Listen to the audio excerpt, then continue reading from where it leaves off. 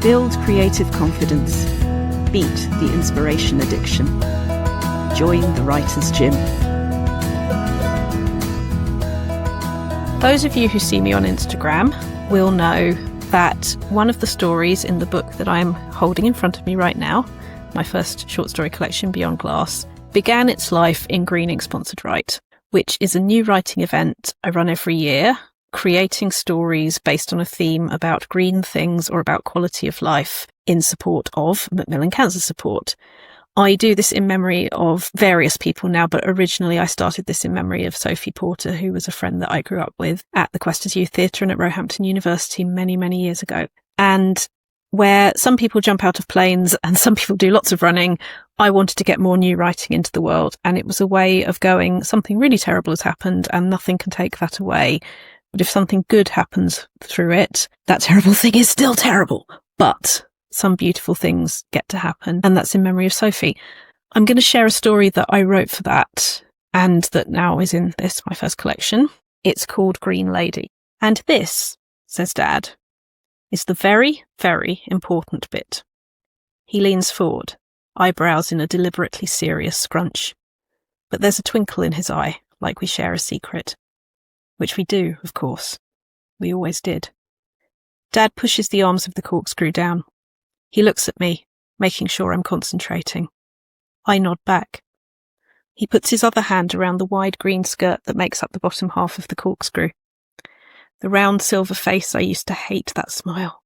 Mocking me she was for never being able to work her out. But I was used to her. We grew up together, that Green Lady and me. Only she gets to stay safe on her happy shelf in the kitchen forever. I never thought I'd end up jealous of the Green Lady. Check the foil is already off the top, of course, says Dad, a little sharply, like he knows my mind is wandering. Then, lighter, make sure she's sitting comfortably. He squats the Green Lady over the cork of the wine bottle. The important thing is to be firm but gentle. Don't hurt her, don't surprise her. Otherwise she'll be all flustered and you'll get bits of cork in the wine. The Green Lady's arms go up, gradually, like she's cheering in slow motion. I'm struck by how easily Dad does this, how much slower he consciously takes it, so I can follow what he never even needed to think about. A white gold eternity snake, the wedding ring that was Mum's first design at art college, curls around his finger. There's just a suggestion of bottle green paint in his cuticles and stubble, from the latest theatre set being painted in the workshop that week. Then Dad freezes. A lime rectangle appears across him and our kitchen. Mum, proclaims the rectangle. Home. It's accompanied by my favourite ringtone, Star Trek The Next Generation, that I downloaded ages ago for family calls. But the familiarity of it is hollow now. I look up from my phone screen, where our kitchen is, to the kitchen I'm alone in.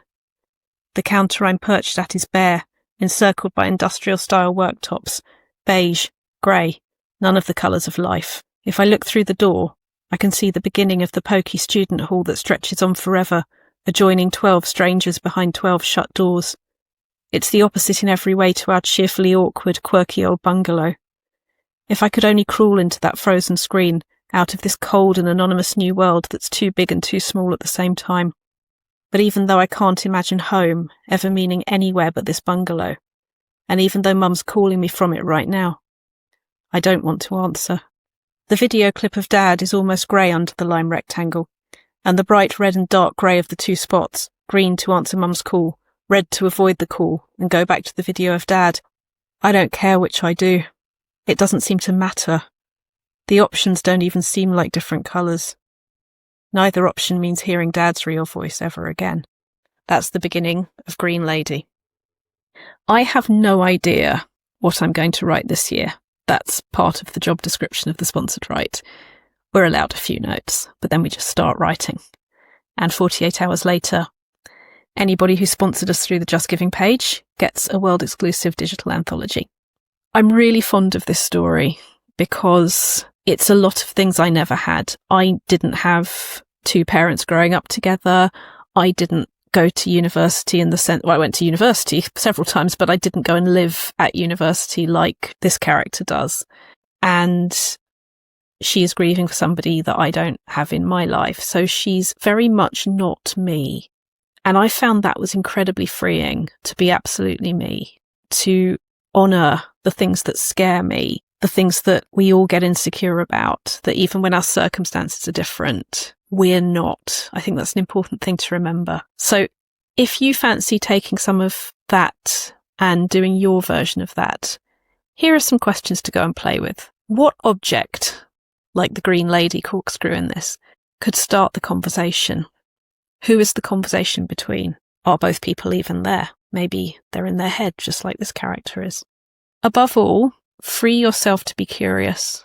When Hemingway said, write the truest thing you know, I think for me that this was me doing that. It was so fictionalized. But grief and love, and both how scary it is that we don't know what's coming next, and also how magnificent it is. Those were huge things for me. I'd love to hear if you take some of that and run with it. And I would love to see your name on our Just Giving page for Macmillan Cancer Support. The event runs on the 18th of October, which means that the anthology comes out on the 20th of October to the inboxes of everyone who goes to justgiving.com/page/somewhere-that's-green, because our title this year is Somewhere That's Green, Paradises, Utopias and Happy Places. That title was chosen by Rhianna Pratchett. And I am so excited to be part of this team. See you all soon.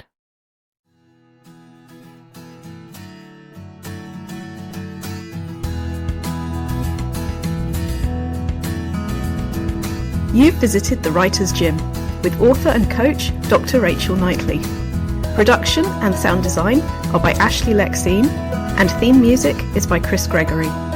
To join a Writer's Gym workout online or in London, as a guest or as a member, visit writersgym.com or email thewritersgym@rachelknightley.com.